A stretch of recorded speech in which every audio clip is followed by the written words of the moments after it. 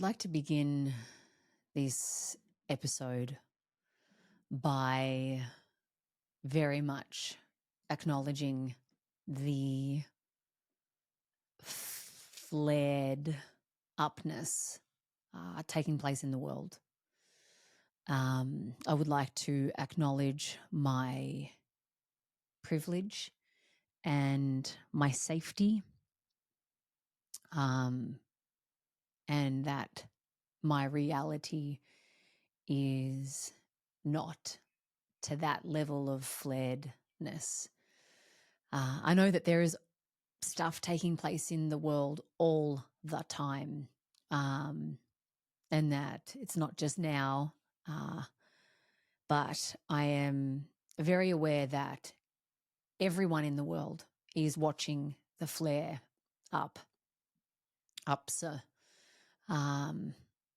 probably feeling helpless, probably feeling really privileged, depending upon where you're at in your life, where you are in your life and where you are in the world. And, you sort of think, I can't share any of my problems, or I can't, complain or whinge or whatever it may be. And maybe when you do hear someone complain, you can be like, yeah, well, look at what's going on in the world. It's kind of nothing compared to that.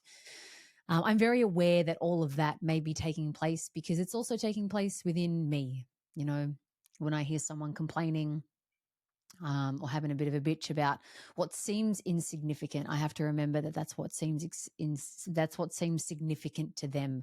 When I have a little bitch and a wang and a moan, I have to respect and understand that that is what I am struggling with, dealing with, etc. But I do really, like I said, want to acknowledge that there is a lot of pain, visible pain, taking place. And yeah, just acknowledging that. Like I said, feeling almost like I don't want to share stuff. But, also wanting to share stuff because I believe that when we know better, when we know better of who we are and who we are not, then the places in which we behave from and act from and do from and think from, there is greater choice to not harm another nor harm ourselves. There is greater choice in slowing down our actions, in slowing down our typical behavior. And I guess what we are seeing right now is the extreme of this is what I believe. We are seeing the extreme identification of ego, of what one or a group of peoples think is right, and and because of that absolute rightness, anything other than that is wrong. And depending upon how extreme and strong that identification is, we can do some pretty gnarly things to one another. And that is what we are seeing. And like I said, I know that this takes place a lot. And a lot of it is invisible to us. This is very visible. So I feel to acknowledge that. So thank you for holding space for me sharing that. I just felt it to be important. What I do want to share with you in my own life, and again, it seems weird in how it can relate to what is, the flare up of what's going on in the world, but it does relate. And what is happening in my realizations of late is the unbelievableness of how much time and energy and focus and attention and fucks have gone into my story. And I know I've shared this before, but I'm in a new place with it. I'm in a realization place with it. And oh, wow, that's how strongly I have been in story. That is why I struggle so much, because I'm in story. And because of that story, that is why I behave in such a way that has nothing to do with my core self, my true self, authentic self, the unidentified cat who I'm not, strongly identified with. And in that realization of, oh wow, okay, so I've battled with reality, because I've found it hard to accept reality as it is. So therefore, I've been in my story. And with that realization and reflection and honesty, that realness and honesty, it's what I actually spoke about and shared about in my today's monthly session. Or you're listening to this if you're listening to this in real time on a Monday, then it was yesterday's. I shared about this. What comes with that realness and what comes with that honesty and reflection is, fuck, I have wasted some pretty solid amount of time being in story, identifying with story, not being able to be with reality, because I can't just fucking accept it as it is.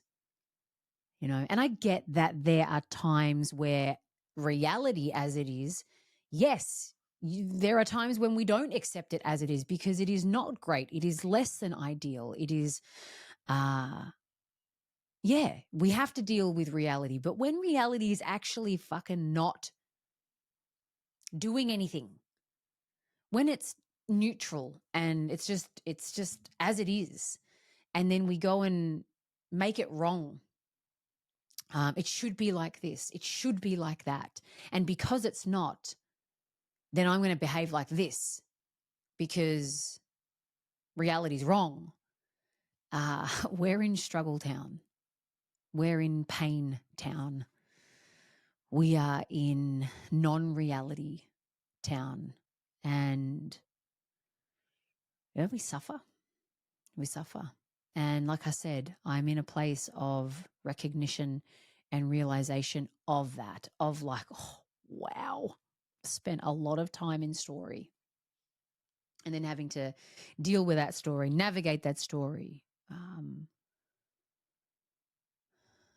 rest that story, let it rest, let it settle, let it go, and then accept what is. This is why I believe people, I really don't want to do the work, because in being real and honest, there's a lot of responsibility and accountability that we got to swallow, that we got to be with, that we got to face, that we've got to eat shit, basically. Because then we're able to see how we behave, we're able to see how we have been behaving, and able to see how we have been reacting to life. And instead of putting all the blame out onto life, we look at ourselves and we try and look out of ourselves. But the only way is to look at ourselves and think, fuck, what am I doing? Why am I doing it? Is there another way? And it's interesting. At the start of September, I was at a dinner with a group of women. I was invited to this dinner with a group of women, and because it was the season of spring and we just come out of the season of autumn, it was everyone stated something that they were going to let go of. And funnily enough, I said the stories in my head. And what do you know? The stories in my head ramped up even more, because it was like, bullfuck, you're letting that go. You are not letting this story go because this story is the right story. It's the only story. It's a story that keeps you safe. It's a story that keeps the world fucking right and in its place. And you in your place within the world, don't you fucking dare let go of that story. So the strength of the ego and the defensiveness of it in defending the story ramped up. And that's usually what happens, might I add, when we set an intention, when we go towards an end result. The sleeping ego, which actually doesn't sleep, but let's say it is sleeping, the sleeping ego goes, ha, what does she think she's doing? Setting an intention to release the stories in her head, to let them go. Oh, what a silly little duffer. Let's put her in place. Let's put her back in her place and remind her why the stories are very important. Remind her why the stories are the right stories. And then keep her looping in that for a little bit of time so she totally forgets that she set the intention to release the attachment and connection and strength of her relationship with the story. That's what has happened. I mean, what are we now? Today's October 16th. Oh, by the way, it's my birthday tomorrow. Happy birthday to me, future cat. I will be 38. Again, if you're listening to this 5 years later, I won't be 38, but if you're listening to this in real time, I will be 38 tomorrow. Yeah, that's what's been happening. And it's kind of beautiful, actually, that right up to my birthday tomorrow. So, yeah, well, I'm recording this on Sunday, so I'm all confused. But on October 17th, that's what I am in the surrender of. And I'm really noticing, watching, and observing the stories that I have so strongly latched onto that have kept me at bay from joy, from living, from letting go, from having fun, from being with what is, being with my stepdaughters as they are, being with my partner Steve as he is, being with my business as it is. And then as I go for evolution, as I go to evolve myself or evolve a part of my business or a part of my life, gosh, they really have just ramped up. The stories have really ramped up. And so from the 1st of September to now, the 17th of October, just over a month, that has been the time frame of setting that intention, of moving through suffering and even stronger identification with the ego, to then, fuck, I can't do this anymore. Like, even just saying that makes me want to cry. I can't do this anymore. I can't loop around and around again. I can't do it. I can't loop the same goddamn story that is trying to protect me from rejection, from connection, from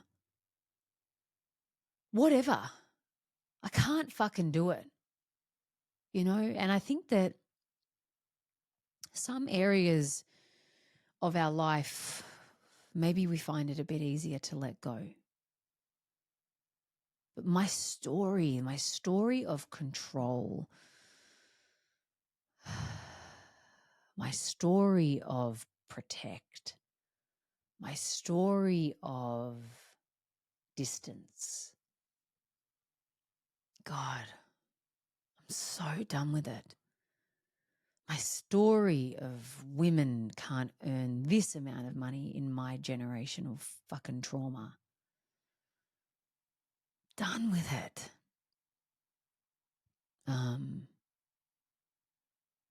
Because it's all trying to protect me from rejection. The rejection of, well, what if that doesn't actually work out the way you had hoped? You're going to feel really fucking shit. So you know what? Just stay where you're at. Or what if you do open your heart up a little bit more to your family and you really let them in, and then they don't like you, or then they shove it back in your face and say, well, you're not my mum. Or if Steve leaves you, you're left wide fucking open. So you know what? Let's just keep everyone at a safe distance. Let's keep your dreams at a safe distance. Let's keep your family at a safe distance. And let's keep you just controlling everything, using all your energy to control. To which I say, I'm fucking done. I'm done. I'm really done. And you are experiencing the rawness of my emotion right now because I just so am. I just so am. I'm over it. I'm over myself. I'm over whatever it won't allow me to do and be and experience. And so this is surrender. This is true blown fucking surrender. Where you're on your knees and you got no fucking energy left to control, to protect, to be on guard, to keep safe distances. That is surrender. When you are so fucking done with putting up all the things you usually put up and believing the stories, and you hand them over and you hand yourself over and everything is limp. And you just go, fuck it. I'm down for a new way. I don't have even a pinky finger of energy left to do it how I've done it. I just don't.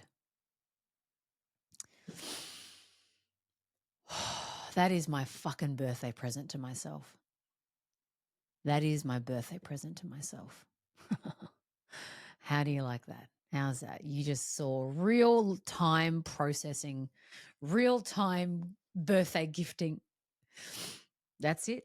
That is my real, raw, relatable share today. Didn't know I was going to land there. Didn't know I was going to go there. But that's it. I'm done. I'm done. My gift to myself is surrender. And maybe today's share is the same for you.